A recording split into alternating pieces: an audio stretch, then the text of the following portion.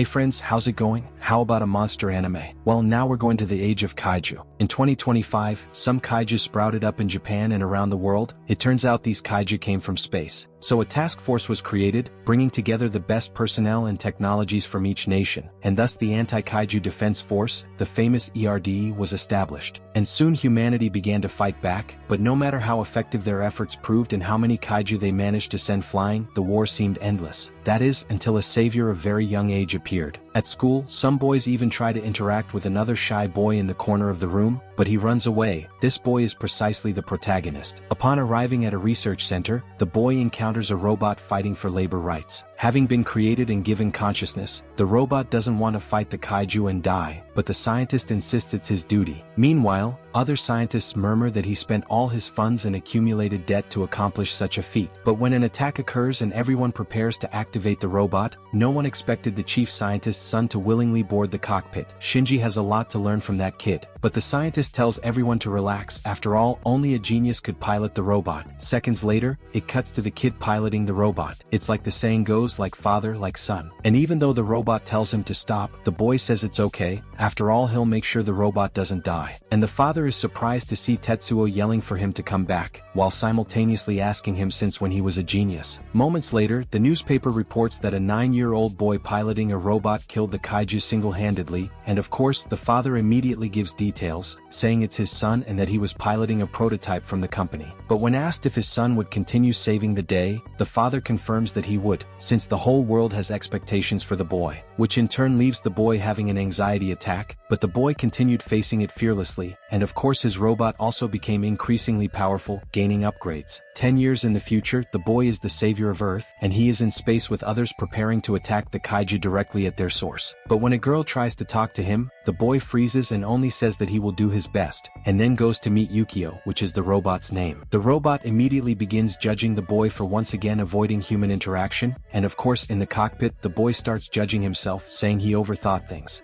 And like any good user of the anxiety-producing devil fruit, of course even after the situation he's thinking about the best thing he could say. "Oh Tetsuo, I know exactly how that feels, but calm down, breathe and do better next time, champion." Even the robot tells him to learn from his mistakes and keep trying, but they are interrupted by the captain who immediately goes over the plan, explaining how they will distract the enemies while they use the deadly laser. But the robot takes the initiative and says they can count on Tetsuo and him, and when it's Tetsuo's turn the boy just says hello and hangs up, then he's left agonizing over it, thinking he could have just said yes ma'am. But the robot tells them to focus on returning home with a victory, and then he can solve his social problem. Without wasting any time, a horde of kaiju heads towards them, but Tetsuo is in a terrible state because he can't communicate normally with people. But motivated by their robot friend, they spring into action, and I have to say these guys went above and beyond, drawing inspiration from Zoro and launching the 7-sword laser saber technique. Things got really crazy. Then, in the blink of an eye, they made kaiju sushi and surprised everyone who was watching. So the crew wasted no time and immediately prepared their laser beam, and ironically the ship was shaped like a pistol, and I don't know how it didn't use almost all its energy to unleash that deadly and lethal beam, but it failed and they couldn't fire. Then, when they were informed that the infinity laser wouldn't fire because the system had crashed, that's when things got really serious. Of course, the captain is already worried about Tetsuo, but suddenly the ship's power goes out and the barrier systems stop responding, so, like in a horror movie, the crew member tells the captain that the safety system failed, and everyone looks at each other terrified. And in a fraction of a second, a kaiju invades the ship and does self-service. Meanwhile, this is reminding me of Attack on Titan. Tetsuo and the robot are using the 40 swords technique, farming aura infinitely, but they notice the explosions. Despite the robot's despair, Tetsuo tells them to return to the ship because if there's anyone alive, they will save them. But moments later the robot appears to be quite destroyed, and the robot is joking, asking if they can do it, and Tetsuo says he doesn't think so, but at least they tried. Then the robot claims that if they take a considerable number of people with them, it must self-destruct.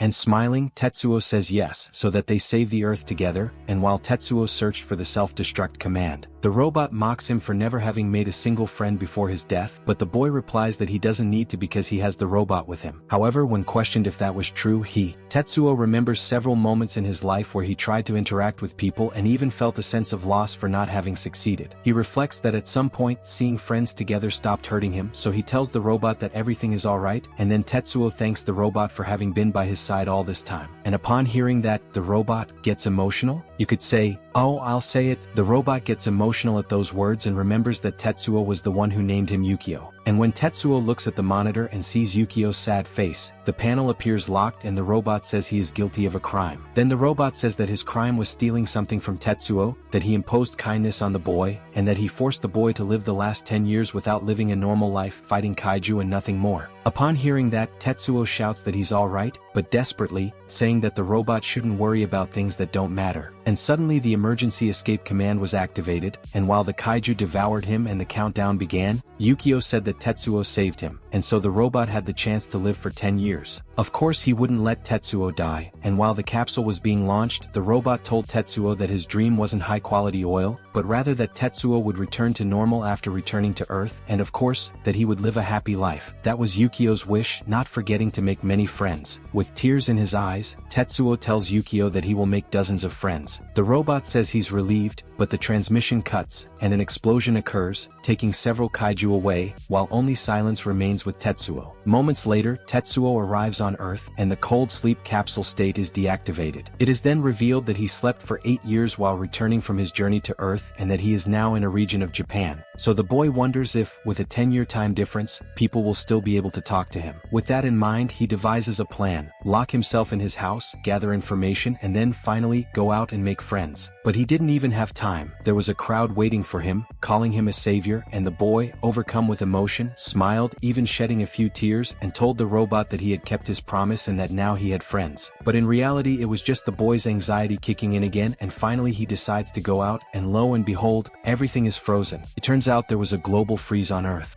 Hey, the boy is going to make friends? And what about the survivor? Will he be alone for the rest of his life? If you liked it, leave a like and subscribe so I can bring more. We're in this together, and until the next anime.